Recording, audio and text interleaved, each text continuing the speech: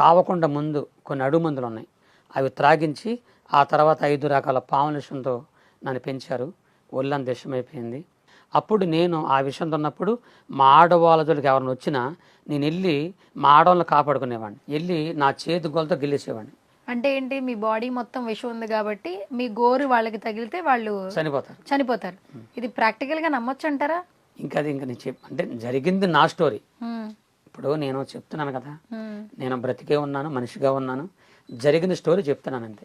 మా నాన్న మా బంధువులు నాకేం చెప్పారంటే, నువ్వు చచ్చిపోయినా పర్లేదు కానీ ఆడవాళ్ళని కాపాడు అని ఒక ట్రైనింగ్ ఇచ్చారు నాకు. సావైనా పర్లేదు, వెళ్ళి ముందు ఆడవాళ్ళని కాపాడాలి అనేటువంటి ఒక ఆలోచన వెళ్ళి అలాగెళ్ళి గిల్లేసేవాడిని. గెలితే కొంతమంది అక్కడ చనిపోయారు, కొంత పారిపోయేవారు.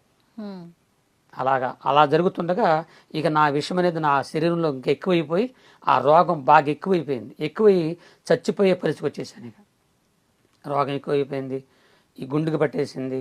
అప్పుడు నా శరీరం మన వస్త్రాలు ఉతికితే పిండితే ఎలా ఉంటుంది అలాగే నా శరీరం ఎవరో గట్టిగా నలిపేసినట్లు ఆ బాధ తట్టుకోలేక నా నరాలు తెగిపోయినట్లుగా, నా ఎముకలు ఇరిగిపోయినట్లుగా, ఎవరో చేతులు తీసుకొచ్చి నా ఎదల మీద పెట్టి నలిపేసినట్టుగా ఉండేది. ఆ బాధ తట్టుకోలేక మా నాన్న దగ్గర ఏడిశాను, నన్ను చంపేసి నేను బతకలేను అన్నప్పుడు. అప్పుడు నా తండ్రికి అర్థమయ్యే, కొడుకు నువ్వు బాధపడబాకు, నిన్ను నేను కాపాడుకుంటాను అడవిలో మందుల ద్వారా అని చెప్పి, అడవిలో మందులు మా నాన్న కొద్దిగా మంత్రాలు చేసేవాడు. ఆ మంత్రాలు ఆ మందులు నా మీద ప్రయోగం చేశాడు. వాటి ఏజ్ లో మీరు చెప్పేది ఇదంతా జరుగుతుంది? అప్పుడు నా వయసు 17-18 మధ్యలో అమ్మ. ఓకే, 17 పుట్టిన కాడ నుంచి 17-18 సంవత్సరాల మధ్యలో జరుగుతున్న సంఘటనలు. అప్పుడు అలాగ జరుగుతున్నప్పుడు అప్పుడు మా నాన్న అడవిలో మందులు కొన్ని మంత్రాలు నా మీద ప్రయోగం చేశాడు. అయినా ఆ రోగాలు తగ్గలేదు, ఈ నాటు మందులకి ఆయుర్వేదం తగ్గలేదు. మా నాన్నకి తెలిసినటువంటి ఆ తెలంగాణలో ఒక మంచి రాజకీయ నాయకుడు ఉన్నాడు.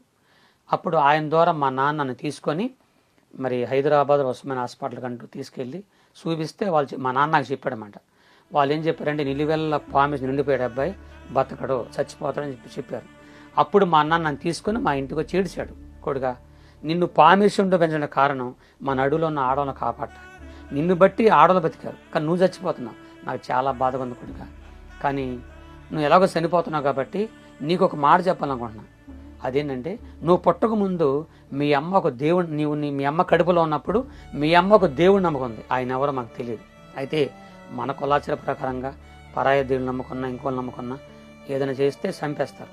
అలాగే మీ అమ్మని నేనే స్వయంగా మీ అమ్మని బాగా కొట్టేసి ఎందుకు నమ్ముకున్నాను కొట్టాను. ఆ కొట్టిన దెబ్బలకే మీ అమ్మ చనిపోయింది. మీ అమ్మ చచ్చిపోయే కొద్ది నిమిషాల ముందు నువ్వు పుట్టావు. అప్పుడు మీ అమ్మ నిండు గర్భిణి, మీ అమ్మ నువ్వు పుట్టావు.